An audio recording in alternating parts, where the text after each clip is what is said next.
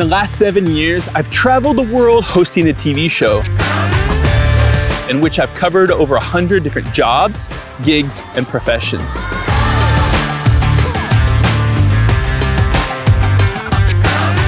But now, back here in the US,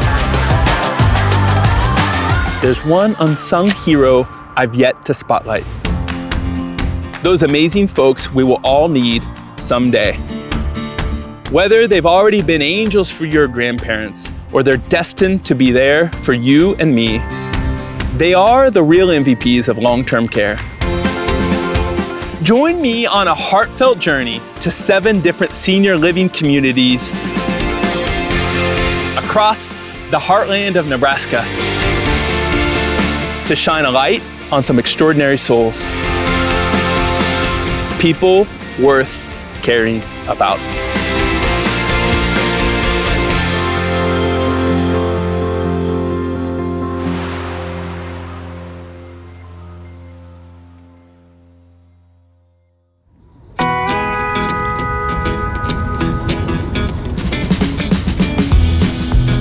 I'm excited because it's my first time in a Good Samaritan building.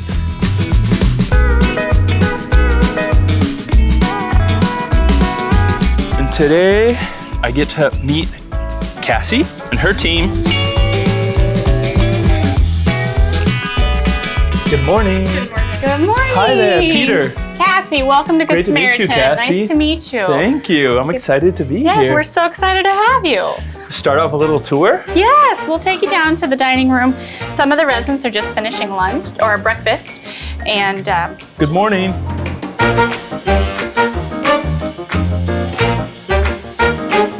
Tell me what you would say is your guys' distinctive identity, or what makes you all special. I would say inclusion with the community.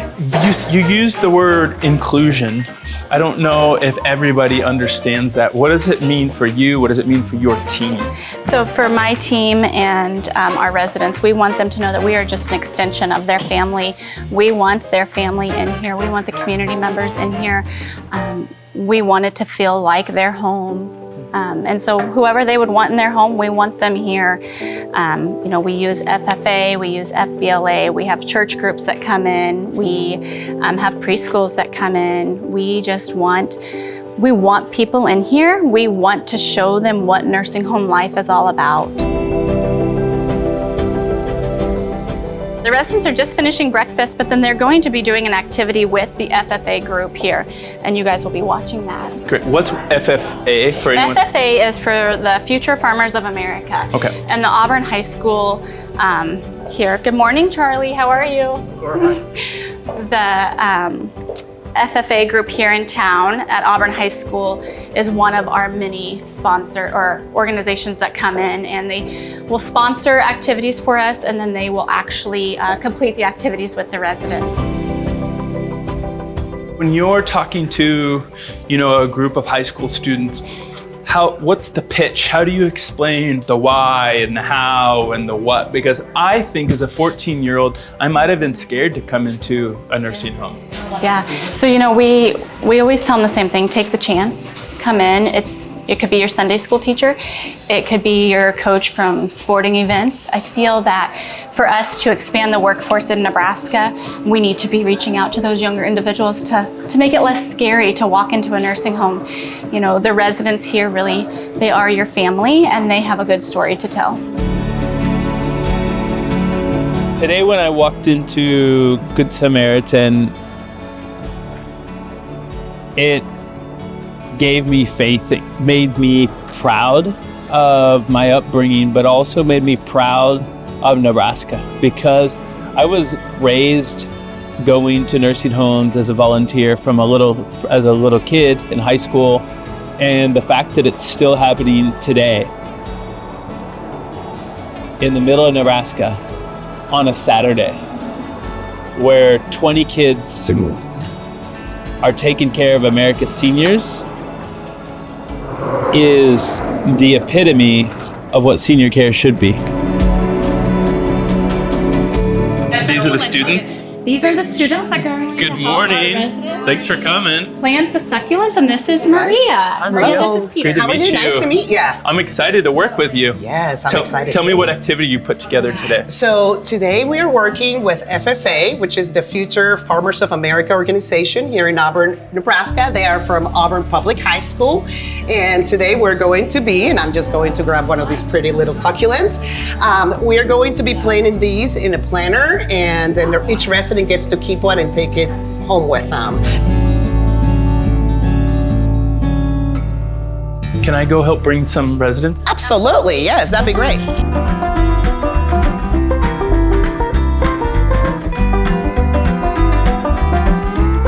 By the window over there in front of Mia Gertis. Mia, raise your hand. There you go. I love your top. That's beautiful blue.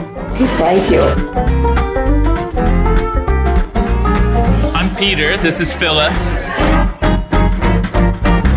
You have, guys, a resident with you. Now you're welcome to go get the dirt, okay? And remember that we have enough for each resident to plant 2 if they want to. Also, I want to introduce you, Peter. Mia Gertis is the daughter of our administrator for home health for Good Sam. Great And to she's meet you. actually currently taking the CNA class with Good Sam. Great, So, wonderful. again, it just So shows that we don't have to recruit her. No, she's gonna be ours. All Yeah, right. she's got it in her DNA. Gonna be alright.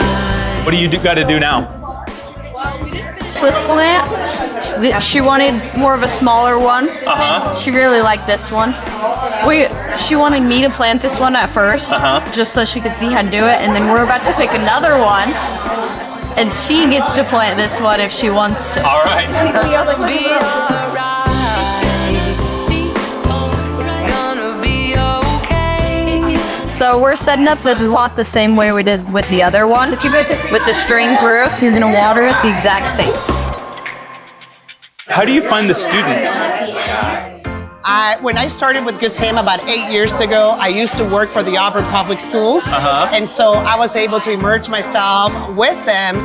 And I've been really lucky because if it wasn't for groups like FBLA, FFA, we have the art club, we have different sports teams come in and help. I don't think I would be able to do my job if it wasn't for the support of Auburn Public Schools. Yeah, it's like cloning yourself. There's like 25 Marias here. I know, I love it. How you explain to a high schooler that they should come in and volunteer. A lot of times people are nervous to come into a nursing home. Absolutely. And you know what? With these kids, it's very easy because we really have a lot of support. A lot of these kids, as you saw, have family members here. And I just think that working with elderly people brings something out of you, a passion that they get more out of working with our residents than probably our residents get from working with them. Do you have any idea what your conversion rate is of talking some kids into studying to be a CNA? Honestly, from the kids that work here, I would say, I bet it's a good 20% that go into the health field. Oh, that's neat.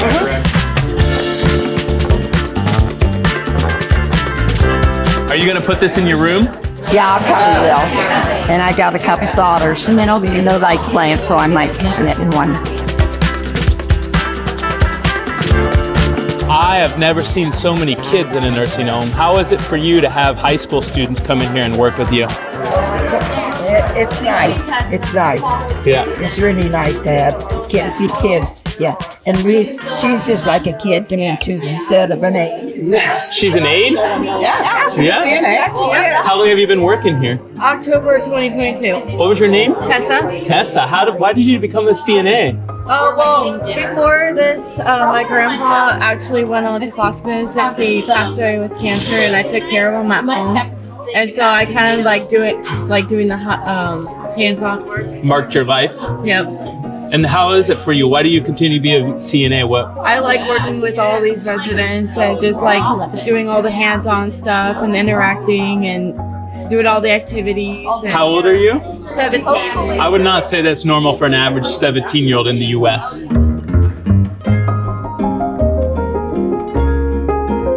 Can you tell us a little bit about your college plans? I plan on going into nursing probably at Bryan or SCC and going for my RN and going into China. Oh wow, beautiful. Oh yeah. Keep you in healthcare. Oh yeah. Tess, I have a question for you. Does Maria always have more energy than a kindergartner herself?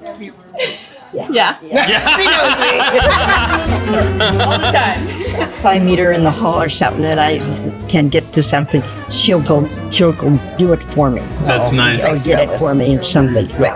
Most of the time, right? When I don't forget, because remember, sometimes I forget too. You do it. The day was a cool mix because we did gardening and, flower projects and social projects. When it was cooler in the morning, we did it inside. When it was warmer, we did it outside. The flower was the excuse for young hands and old hands to touch each other and to create a unique relationship that makes this community what Auburn is.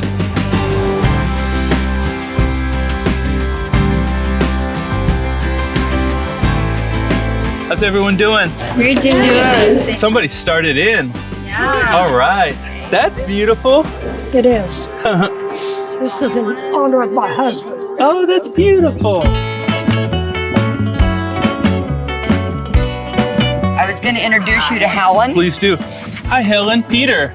I'm glad to know you. Likewise. I just love your outfit. Thank you. You look gorgeous. Thank you. I was born and raised in this town. What year were you born? Do you mind me asking? 1922. 1922. Yes. She's 102. 102. We just celebrated her birthday. Are you the eldest here? I'm afraid so. Are you the boss? Does that make you the boss? No. Where is she?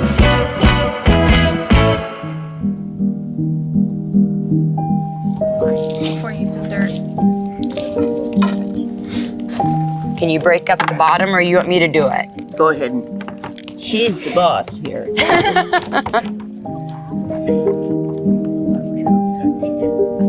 Nikki, tell me how long you've been working in long-term care. I have been working in long-term care for 34 years. Wow. I started out as volunteering at a nursing home that my mom was the administrator of when I was 10. As soon as I turned 16, I worked in the kitchen until I got my CNA license, and then I was a CNA for 5 years, and then I became an environmental director and was an environmental director for 24 years. You've done about every job.